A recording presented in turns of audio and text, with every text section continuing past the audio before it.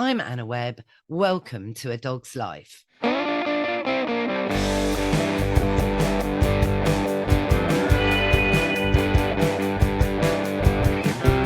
Mr. Binks, you know I've talked about when I went to Paris with Molly, and we had a great time. And of course, you know that I drove Prudence all the way from Germany back into the UK. And on both these occasions, we used the shuttle. Well, we're going to jump on Zoom now and speak to Brenda Stowers, who's brought Le Pet Express to market. That means you can get to France and not have to drive.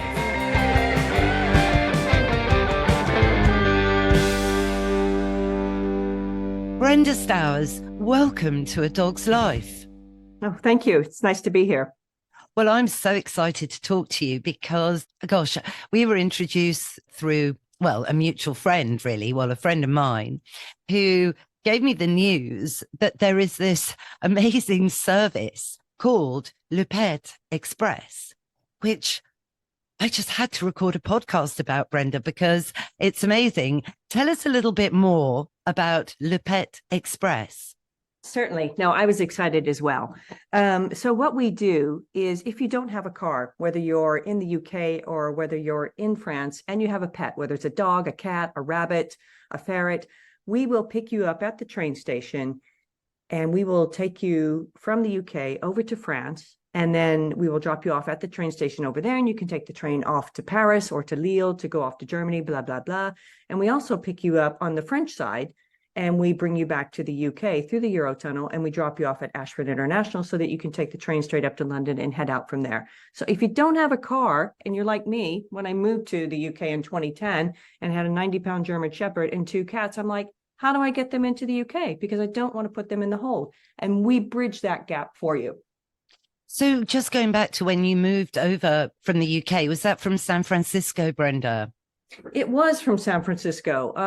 I was relocating to London for work and I had a 90-pound German Shepherd and 2 senior cats. And I was like, how am I going to get them to the UK without putting them in the hold? And I ended up in the beginning, I booked on the Queen Mary. I had to book 18 months in advance because there's 12 kennels and 5,000 beds. Go figure. Yeah. Oh, did you do that? The Queen Mary? I've always wanted to do that. Well, I ended up not doing it. I had to do it 18 months in advance, and I was going to drive my senior dog and 2 senior cats, 2,500 miles from San Francisco to New York, get on the Queen Mary, and off we were going to come. And my dog died before then, which kind of makes sense because, she was an older dog. And so when she died, what I did was I canceled the Queen Mary. So I never made it actually to the Queen Mary. And I bought 2 airline tickets, one for myself and one for a friend of mine to fly direct from San Francisco up to Charles de Gaulle. And he took 1 cat and I took the other cat and we went in cabin and we landed in Charles de Gaulle. And I'm like, okay, well, at least I'm this far. And in 2010, there was nobody doing this business. And I finally found a driver in London who would send someone over, charge me £1,000, pick me up in Paris and took me up to London in one day. And for me, having gone through that process, I was on the Dover ferry and I'm staring at, the White Cliffs of Dover, as they are. I know you hear about, what that means to people. And for me, I was standing there going, you know what? Someday I am going to change this. It does not have to be this hard. No, exactly. Sorry to cut in, but it's interesting, isn't it? It's always, I'm actually Canadian by birth and half Swedish. So traveling has been something I always did with my family. And it was always that Britain remained rabies free and quarantine rules. The thought of ever taking your dog with you to Paris was never going to happen. For the majority of my life, that was always the thing because you had quarantine and that was it.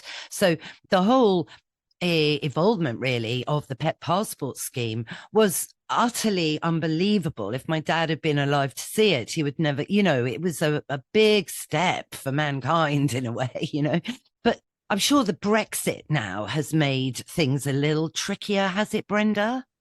It's made it trickier. I mean, the rules didn't change. The EU pet passport scheme and the British government, they are in alignment. So the rules are the same on both sides of the channel. What's changed is the documentation, which is what makes it tricky. And so what we do with our customers is once they place an order, we send them a pet checklist and we say, please, please, please send us your pet's documents. This is what you need to do. And we will check them in advance. So what needs to happen is your animal needs to have a microchip. This is the tricky part. The microchip date has to be on or before the rabies vaccination date. And if it's not valid and the Eurotunnel will say no to you. But they have to be microchipped. They have to have a current rabies vaccination. And that's what is required to get to France for dogs, cats, and ferrets. If you're coming back to the UK, your dog also needs to have the tapeworm treatment. But we pre-check it when we send out the emails. And then we also, once you're at the train station, we take a look at your documentation. And if you're on the British side, we don't let you on the van and we say, go get it fixed and come back and we'll take you when it is. Because if we get down to the Eurotunnel, it's a locked facility and we would have to leave and drop the person off at Folkestone and then come back and get back in the queue at the Eurotunnel, and then everybody else would get to go. And that cost us about an hour and a half to 2 hours delay. So we do as much as we can to pre-check it with people. We have lots of conversations. We get lots of screenshots with attachments, say, please check my documents.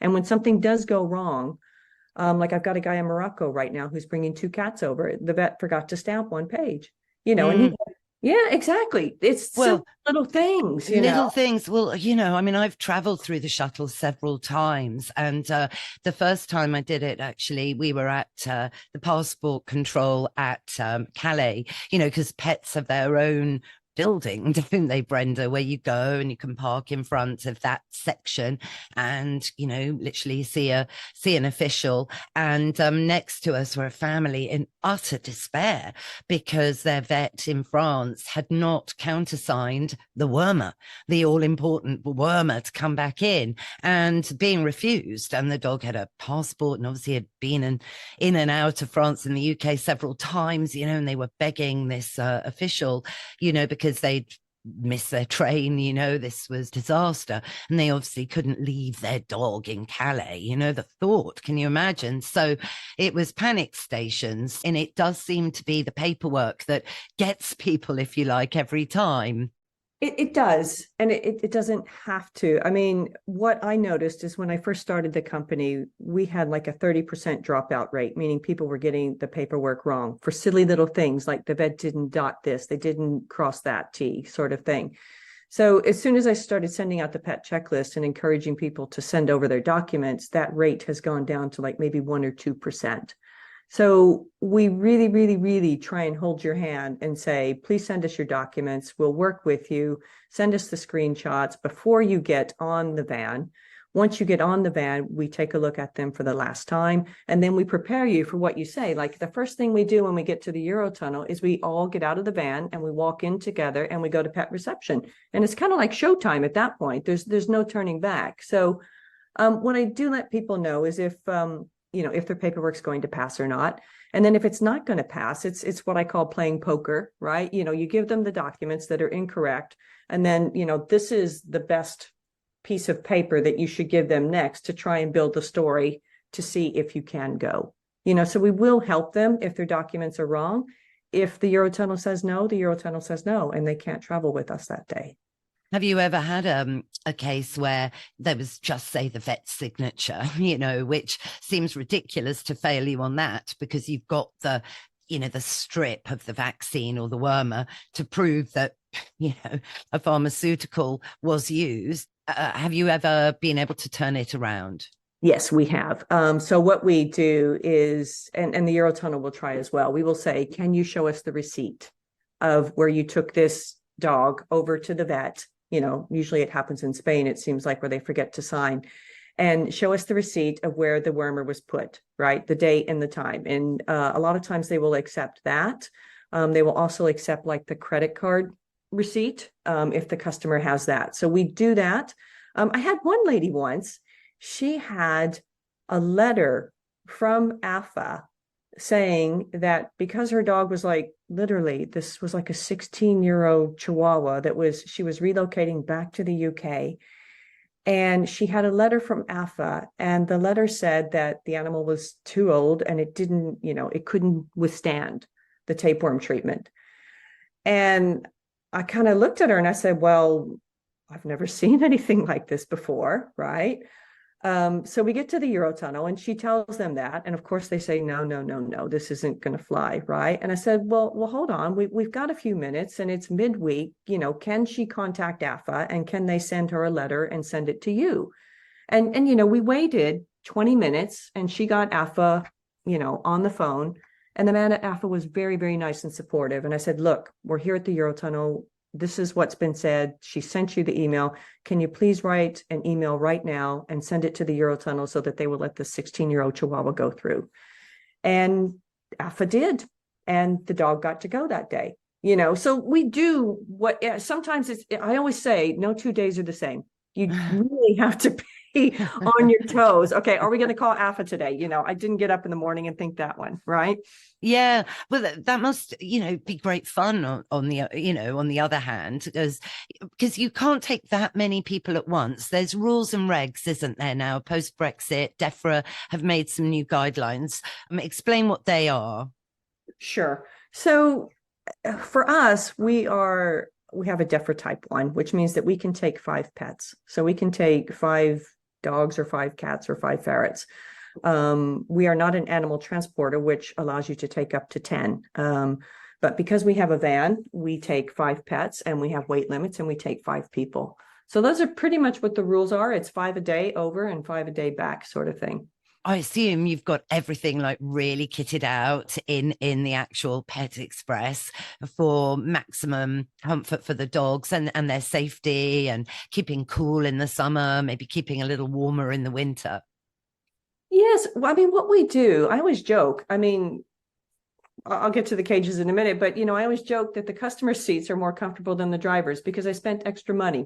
When I designed the van, I bought slightly wider seats and for the people, and I spaced them slightly further apart so that people had the comfort as well as the animals.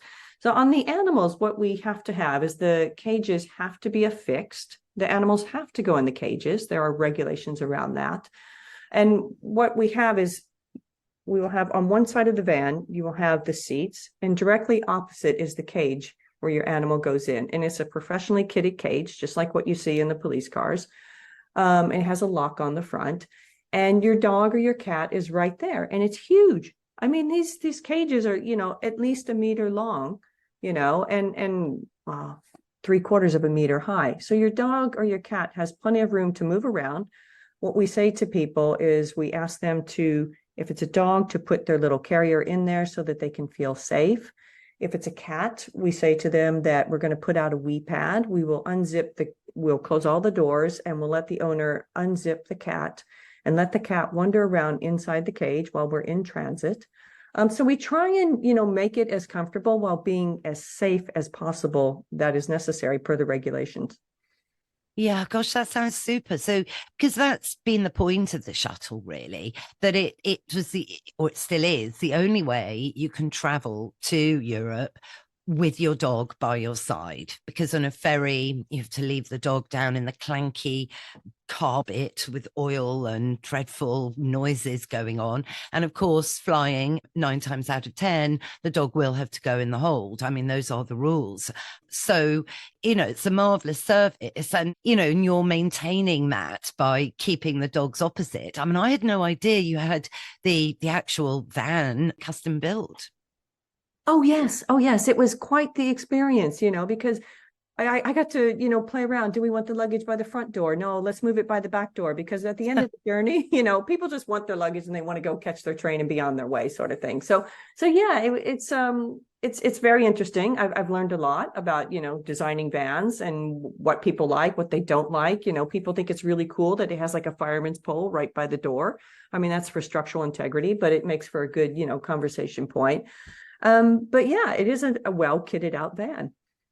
It's just brilliant, the fireman's pole. Now, you meet everyone at Ashford, which, of course, is the international train station for the Eurostar, which we must just say here probably will never accept dogs on it.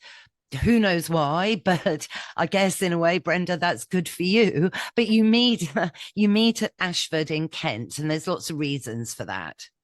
Yes, there are quite a few reasons. When I lived in London and I was looking at starting this company, I went to London Bridge Rail Station and I said, could I have a paper map, please, of the rail network? And I laid it out on my living room floor and I said, where do all the trains go? Where do they come from when they go through the Southeast? Right? And where's the international train station? Where does it have big platforms? Where does it have lifts?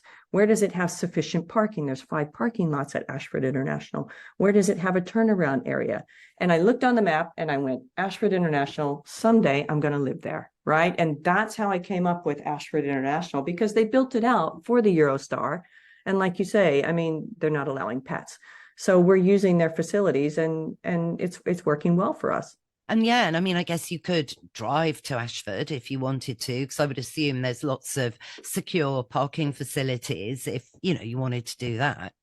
There are at least 5 parking lots there. There are security guards walking around. They are secured. There are also trains, 38 minutes from London St. Pancras to Ashford International, an hour from London Bridge, an hour 10 minutes from Charing Cross, and from London Victoria to Ashford International. So that was, again, when I did the exercise of laying the map out, I went, where are the trains going and how long does it take them to get there?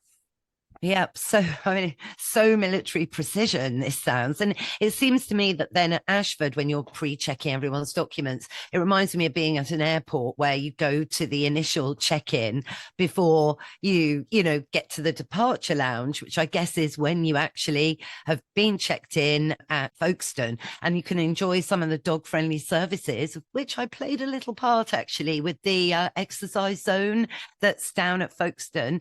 Yes, I worked with the Eurotunnel team to help create that for maximum kind of fun for the dogs. I can only say thank you for that, because what it affords us is, once we get everyone pre-checked at Ashford International, we do a 30-minute drive down the M20.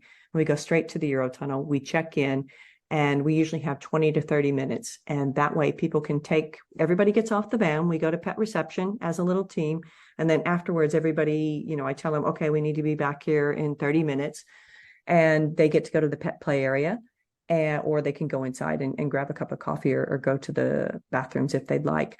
But yes, thank you so much, because that pet play area, like I said, it's where they go do their business, and they can run around and be bouncy. And that way they get tired and they come back to the van and they sleep for the rest of the journey.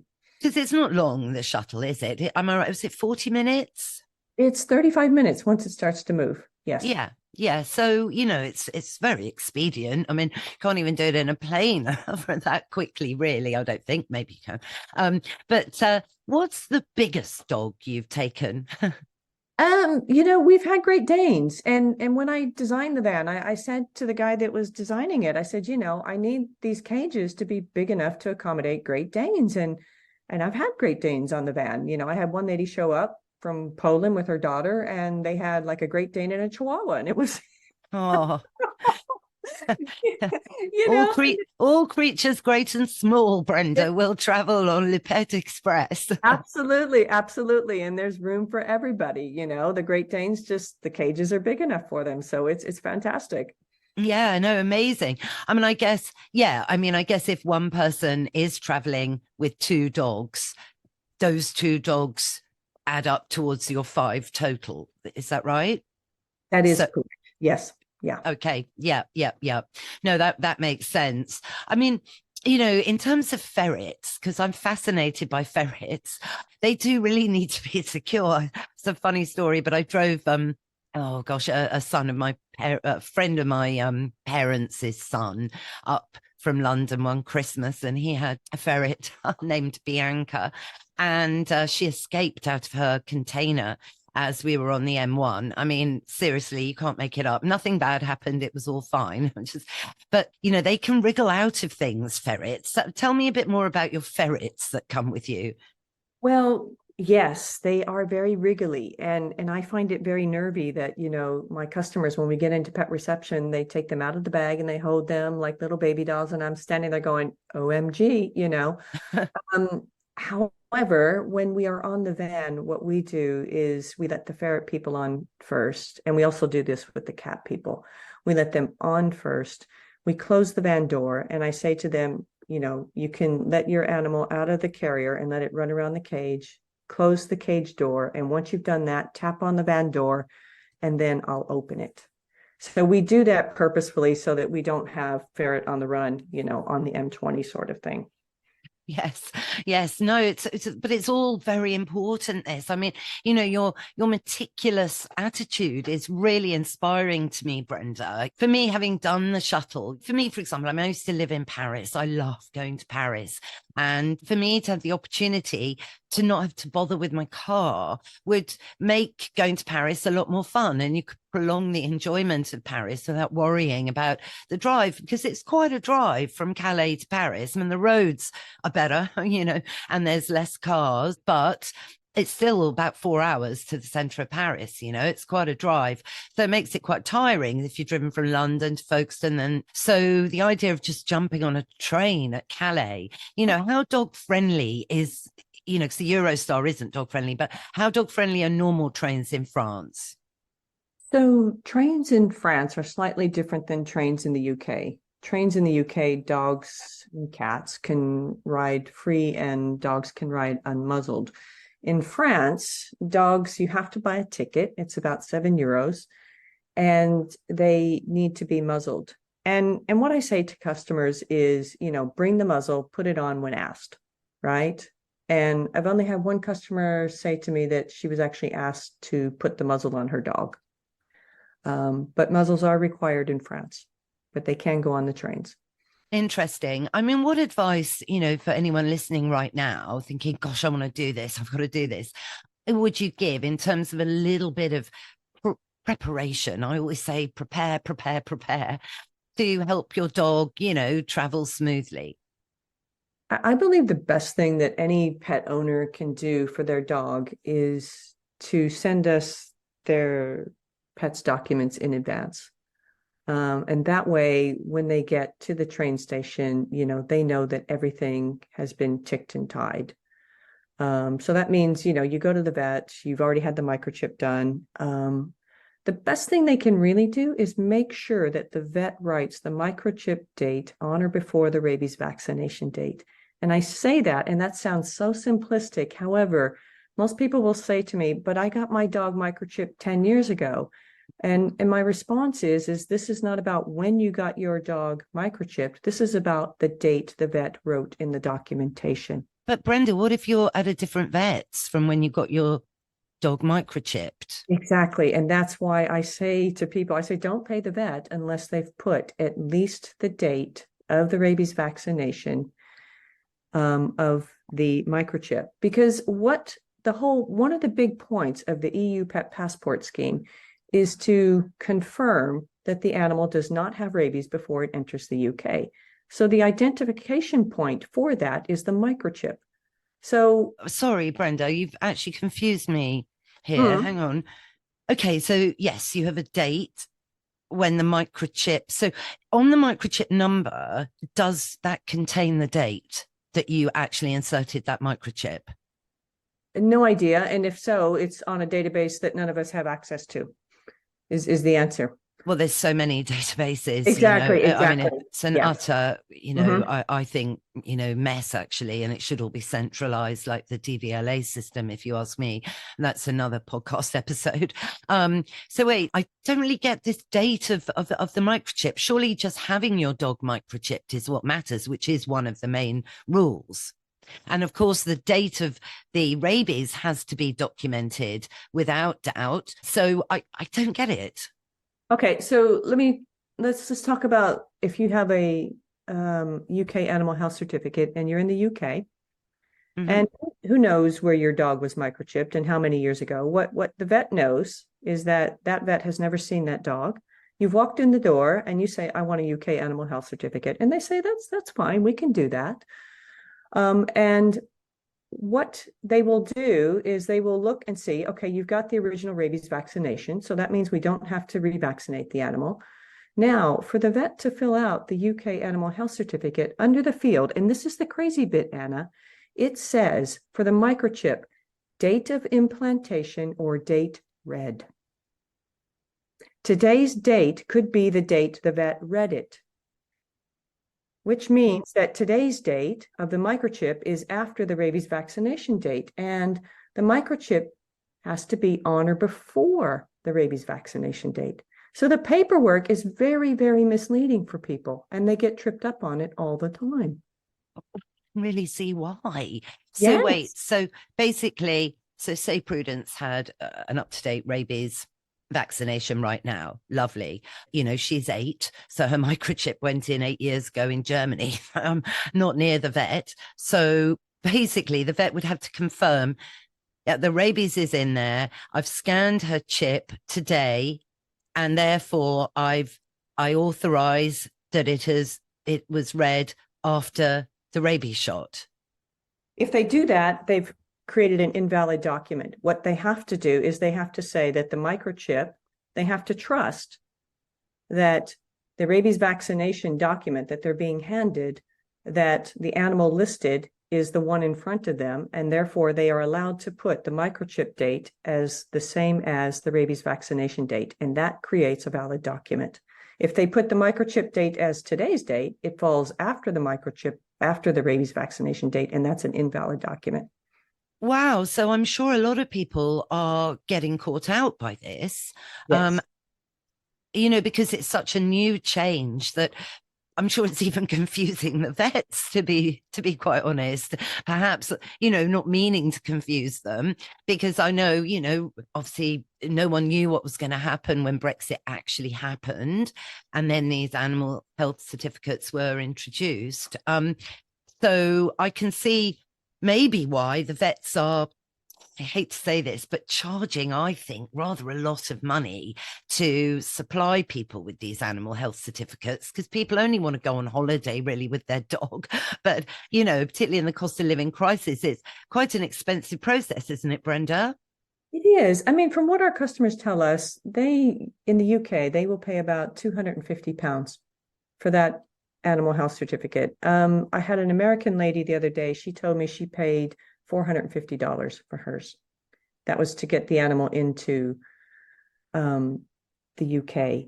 And so it doesn't seem to be just the British vets. It seems to be the vets globally, you know, that they recognize that this is, you know, if you love your pet, you're going to do this. So we're going to charge you as much as possible, which is absolutely highway robbery. Yeah, I think, you know, for this, because it is simply a question of signing some paperwork.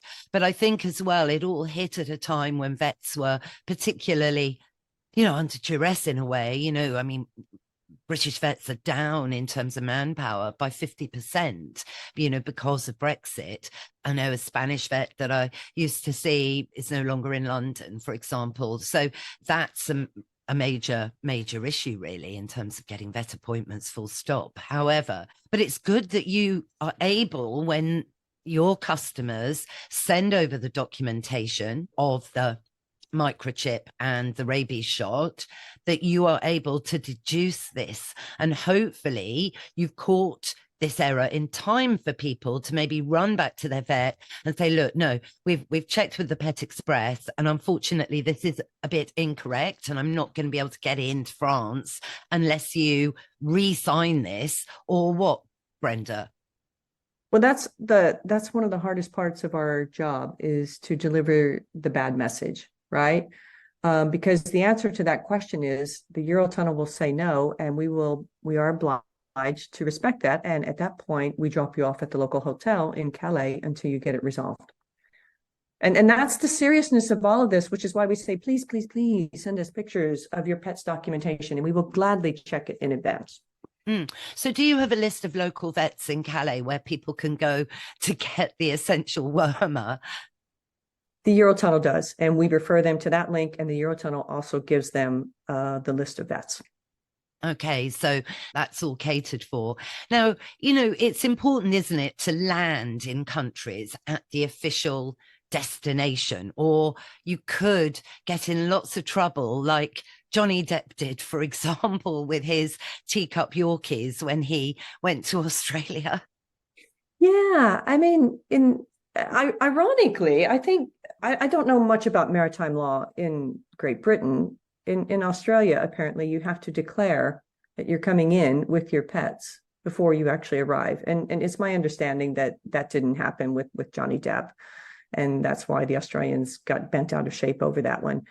In the UK, what's important is that for us as a transporter is that the British government has declared specific ports of entry as official entry ports for bringing your pets in, and also for immigration purposes, because we have a lot of people who are moving to Great Britain and they need to go through these ports to have their passport stamped. And the Eurotunnel is one of those ports, which is why we travel on the Eurotunnel for that. And that would be why you have actually brought, some people in from Ukraine with their pets, right? Yes, I mean the Ukrainians are always a heartbreak. One of the things that the Ukrainian rules, you think the rules are crazy for the microchip and the rabies vaccination. The Ukrainians have about, two other rules that apply to them, and they're very good. They always send us their documents. The heartbreaker is when, the invasion first happened, we would pull up at the Eurotone pet reception on the French side, and there would just be Ukrainians there saying, "Can you take me? Can you take me? Can you take me?" Right? And that's just so hard, because it's like, well, we're full today. If we weren't full, I would ask people on the van, I said, I will pre-check these people and I will ensure that they have the valid documents. And are you guys okay with, them coming along? Because we've got an extra seat for, a person and a dog. And no one ever said no, and on one day we had this lady and her daughter, and they had two dogs, and one of them was a dog like yours, a little bull terrier. Oh. And it was very cold. And what struck me in all of this was this bull terrier, because they don't have a lot of fur. No, they don't like the cold. No, or the rain. And they're like standing in the parking lot, on the French side in Calais at the Eurotunnel at the pet reception. And this dog had on, it was like a child's sweater. They had cut off the bottom of it, and it had two arms where the front legs went, and it had like this big turtleneck collar. And that's what they just, swooped it over the head of this dog, and they put the sweater on. And of course it has a hole in the side, but I mean, it was just darling, how much someone loves their dog, that they're going to travel all the way across Europe to go to the UK, where I checked their documents. Their pets' documents were correct. And then I asked them, I said, may I see your passports, and may I see your letter of entry from the British government authorizing you to enter into the UK? And so they showed me all that, and I said, great. Okay, so that's the first checkpoint. And thankfully, there was a lady on the van that day who was traveling with her daughter also. And she spoke Ukrainian, because these customers that were literally begging me, when I say begging me, what they were doing was standing there with their two dogs, mom and daughter, and she's shoving a wad of money at me, right? And that's just not really a comfortable position to be in. And so I said to the Ukrainian passenger that I already had on board, I said, can you please tell her how much it is, right? And she told her how much it was. It was like 330 pounds. And the lady just gave me this pile of money, and I counted it, and it was like 500 pounds. And I said, no, this is too much. And I gave her the money back. And this is, to me, the level of desperation. The lady shoves the money back at me, and I said, no, I gave it to the daughter. I said, you keep that money. It's not mine. You're going to need that money when you get to Great Britain, right? Yes. That's this, Brenda, sort of epitomizes to me why you're doing this service, because you really understand about staying together with your pets. You've done that, and then it's like the kindness of this service oozes out to me, that you want it all to go really well, no hiccups at passport control, and then helping people come in like this. Wow. And these people show how their dog matters to them. I mean, this is the inexplicable bond. I mean, they might be quite happy to leave their mother-in-law in Calais, but they're not going to leave their dog. No, absolutely not. When people are traveling with their pet, I always say to people, and when we answer the phones, this is their furry children. right? And that's how we have to take this, because that's how I treat my dog and my cat. You know, they are my furry children, and I want them to be with me. I want to see them. I want to give them a comfortable ride. I want to know that, you know, I can be there with them. And so, yes, we do. We try and make it so that, you know, the owner is with the pet all the way. There's time for a potty break, you know, and what we find also is that the pets tend to be very calm on the van when we are traveling, because part of what I do is I try and engage the customers in a conversation, right? How old is your pet? Where did you get your pet from? You know, all of those types of questions, because it's been my experience that when everybody on the van is talking about their pet, the animals realize that they are a part of a pack and they become very quiet. That's very interesting, very interesting. But of course, you know, stress is contagious, right? So, you know I was really nervous about the paperwork and everything. And particularly when I was traveling on my own with Prudence coming in and with her as a puppy. And it was the first day we spent together driving 8 hours from near Dusseldorf back to Buckinghamshire. We did it in a day. And my point being, you know, my stress was contagious to Prudence because dogs smell stress, because they smell cortisol levels rising and falling. So if everyone on the van is relaxed because they're not driving, having a nice time, they're meeting like-minded people, it must be great. The dogs and the cats and the ferrets will be thinking, oh, there's a happy vibe going on here. We don't, you know, so because stress is contagious. So I think it's a wonderful way of traveling stress-free on a load of levels, actually, Brenda. Thank you. I mean, it is. I mean, one of the first things I say once I've pre-checked everybody and they've gotten on the van is there are 3 checkpoints. And the first one is pet reception. And the good news is that all of your pets are good to go, right? And then after that, it's always the humans, right? Then there's 2 checkpoints, one on the, you know, for the British to look at your passport and the other one for your French. And I walk them through the process as we go through that purposefully, so that people know, why are we doing stop and go? Why are we going up to this gate, sort of thing? Because it's like you say, is the more we can keep the tension down and the more we can keep people engaged, you know, please, can you help me stack up the passports, sort of thing, so that everybody is in it together and we're working together. The animals pick up on that. They pick up on it a lot. And it keeps for a quiet van. Yeah, brilliant. No, I love that.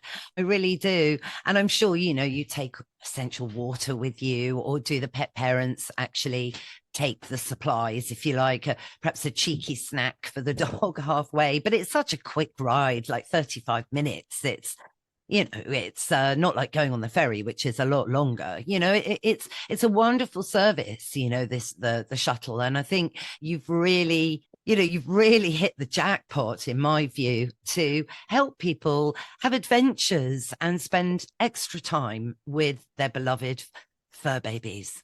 Yes. I mean, we do carry water bowls and we do carry water. We're actually required to do that. The crazy regulations that we're under are for animals for slaughter, and animals for slaughter must have access to water, and they must have a certain cage of a certain size, which is why we have cages big enough for Great Danes. And it's also why we carry dog bowls and we have water on board.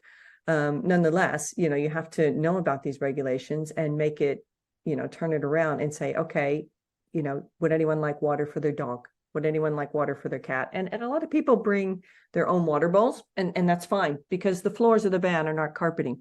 They're rubberized. I knew they'd be rubberized. That's such a good idea. It has to be, you know, no one's ever had a potty accident. We have had a dog or 2 throw up.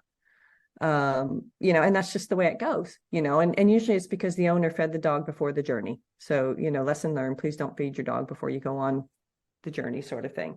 No, and then I suppose the other question, Brenda, is, so when you get to Calais, it's brilliant to be dropped off at the train station, but just say you wanted to hire a car and drive on, you know, the right side of the road rather than being in a left-hand drive car, which, you know, I know from experience isn't always as easy as it might seem. So you're better off in a French car when you're driving in France. Yeah, is that easy to sort out? It is. So what we've done is, at the train station that we drop passengers off at Calais Freight Ton, there's an Avis car rental, which is downstairs. And also, if people don't want to rent from Avis, there are car rental companies in Calais-Ville. And what we have is we have a list of pet-friendly taxis that we give customers the phone number for the pet-friendly taxis. They come and collect them, and they take them off to the car rental places down by the, I think it's the ferry port. Mm-hmm. Get their car. Oh, no, that makes sense. No, Calais-Ville is absolutely lovely. So I remember when I traveled with Ivana, we'd no sooner got through the shuttle because it was a quick trip. So we had to get the wormer done as soon as we arrived in order for it to be in the time frame, because the time frame certainly then was very tricky. You know, if you had your wormer done, now let me think if I can remember, less than 48 hours, so 24 hours before you're returning, that's no good either. No, I mean, you have to have it at least 24 hours. So we tell people it has to be done at least before 4 o'clock on the day of our journey. And it expires after day 5, stroke 120 hours. And oh, oh my goodness. I had a lady from Malaysia. She flew in with her little dog, and she had the wormer done in Malaysia. And we got to the Eurotunnel, and it was like 123 hours. Oh, no. So what happened? Well, we're all sitting there, looking up, the time that it is in France and the time it is in Malaysia. And they said no. And it was terrible, So I dropped her off. I told her in advance because I caught it at Calais Freighton. And I said, oh, this is not good. This is really not good. We're going to speed up there as soon as, as quickly as we can, get everybody boarded to see if we can, get you through. They said no, dropped her off at the hotel. And what happened was she had meetings in London, and she left the dog with a boarder, and then she actually had the dog transported from Calais up to her in London because she was at work every day and she couldn't come back with us to bring the dog back again. Oh, it's gosh. tragic. It's tragic, absolutely tragic. And then the dog would have had to have had another wormer. Yes, yes. Gosh, we mustn't be putting people off listening to this with, wormer panic and whatever. Trust me, even I've smoothly gone in and out 4 times driving myself, that it is possible but that was with an EU passport, but it is possible. I think you just have to keep on your vet's case and rely on Brenda to double check and to be aware of this wormer detail. But you only need the wormer right when you're coming back in from France. So it's not needed when you meet at Ashford. That's right. And, once we started doing the pet checklist, our dropout rate is about 1 to 2%. Because people often ask me that question. I say it is so, so rare. Because, we really put ourselves in front of people. Please, please, please send us your pet's documents. We will gladly check them for you. Right? Yes. Yeah, so it's like a, cradle, like a proper travel agent service, really, because of course you want it all to go very smoothly for your customers. Yeah, I mean, Brenda, I'm looking forward to a weekend in Paris, let me tell you, and certainly traveling with you to do it. Hurrah. We better get a date in the diary, but I'm sure you're getting pretty booked up. The links are going to be in the show notes to how you book, but just, explain quickly how you book. Certainly. So I tried to make it as easy as possible. If you go to the homepage, lepetexpress.com, you'll see a button that says book now. If you want to go UK to France, you click that button. If you want to go France to UK, you click that button. You select the date on the calendar if it's green, and then you just follow the shopping cart and check out. Can you just book a return trip though? So say you're going for a weekend, can you book the whole return package all at once? Yes, you can. Yes, you have to select the dates and you put them in the cart and then you check out at once. Yes. Excellent. No, that's great. And it is fun to go and have an adventure with your dog or your cat. It's amazing. Look, Brenda, thank you so much for coming on A Dog's Life. And I must say, I think this is a genius, and a great service to make travel with your pet so much easier. Super. Thank you very much for having me. That's our show, Mr. Binks. What did you think? yes, I know you want to go on Le Pet Express. Well, we'll have to sort that out. Yes, you're right. It is time for Woof of the Week. There's no better experience than travelling over to the EU with your pet. And now there's no excuse with Le Pet Express. Well, I hope you all enjoyed it. If you did, go on, rate and review the show wherever you tune into your podcast. It really, really helps. Thanks again, of course, to Brenda Stowers for joining us today, and all the links and how to book Le Pet Express are in the show notes.